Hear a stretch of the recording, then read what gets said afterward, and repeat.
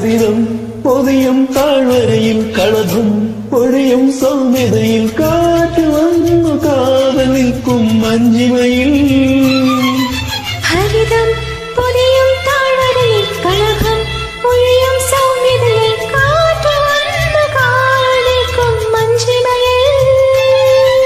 കനക സ്വപ്നം കൊണ്ടുവരുന്നൊരു കൂട്ടിലേക്ക് വിളിക്കുന്നു ഇടയേ ഇടയേ കണ്ണിടേ.